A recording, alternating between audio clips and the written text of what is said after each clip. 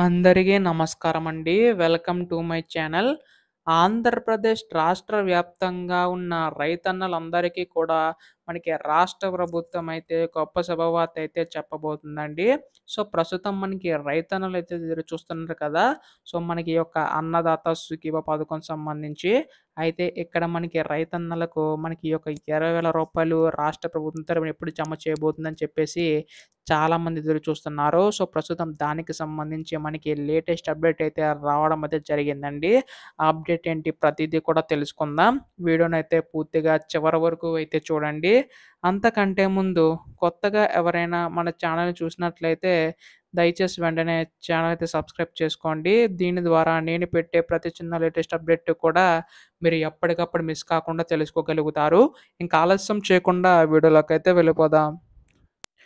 So, ప్రస్తుతం AP రాష్ట్ర వ్యాప్తంగా ఉన్న రైతన్నులందరూ కూడా ఎదురు చూస్తున్న పథకం మనకి అన్నదాత సుఖీభవ పథకం అండి. అయితే ఈ యొక్క పథకం సంబంధించి గాని చూసుకున్నట్లయితే రాష్ట్ర ప్రభుత్వం యొక్క నిధులనేవైతే మనకి పెంచి అందించడానికైతే సిద్ధమవుతుందనమాట. గత ప్రభుత్వంలో రైతు బంధు కింద రూ. 13,000 వరకు కూడా ఇచ్చేవారు. అంటే రైతు భరోసా పథకం సంబంధించి. అయితే ఈ ప్రభుత్వం దాన్ని కాస్త అన్నదాత సుఖీభవ పథకం కింద మార్చి రూ. 20,000 వరకు కూడా పెంచడం అయితే జరిగిందండి. అయితే ఇక్కడ మనకి ఈ యొక్క 20,000 సంబంధించి గాను మనకి నిధులు అసలు ఎప్పుడు విడుదల చేస్తుంది రాష్ట్ర ప్రభుత్వం అని చెప్పేసి చాలామంది రైతన్నలు ఎదురు చూస్తున్నారు. సో, ప్రస్తుతం దీనికి సంబంధించి గాను చూసుకున్నట్లయితే రాష్ట్ర ప్రభుత్వం తరపున ఏంటంటే 14,000 ఏమో రాష్ట్ర ప్రభుత్వం తరపున, రూ. 6,000 ఏమో కేంద్ర ప్రభుత్వం తరపున విడుదల చేయనుందండి.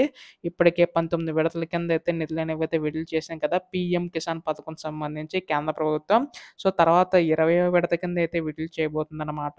అయితే ఆ యొక్క 20 విడతలోనే మనకి 14,000 కూడా విడుదల చేసే అవకాశం ఉందండి రాష్ట్ర ప్రభుత్వం అయితే. అయితే మనకి కేంద్ర ప్రభుత్వం మనకి 3 విడతల నిధులనేవైతే విడుదల చేస్తుంది కదా! అదే విధంగానే రాష్ట్ర ప్రభుత్వం కూడా ఈ యొక్క నిధులనేవైతే విడుదల చేసే అవకాశం ఉందండి.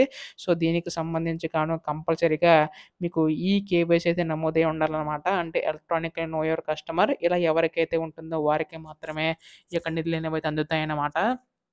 అయితే దీనికి సంబంధించి గాని చూసుకున్నట్లయితే మీ యొక్క phone number, Aadhaar card, bank account అన్నీ కూడా లింకప్ అయ్యి ఉండాలండి. సో, దీనికి సంబంధించి గాను రాష్ట్ర ప్రభుత్వం మళ్ళీ అప్డేట్ ఇచ్చే అవకాశం ఉందన్నమాట. ఈ యొక్క వీటిలపై అయితే. ఇప్పుడు దీనిపై ఏ చిన్న లేటెస్ట్ అప్డేట్ వచ్చినా మీరు ముందుగా తెలుసుకోవాలనుకుంటే ఛానెల్ సబ్స్క్రైబ్ చేసుకోండి. ధన్యవాదములు. జై హింద్.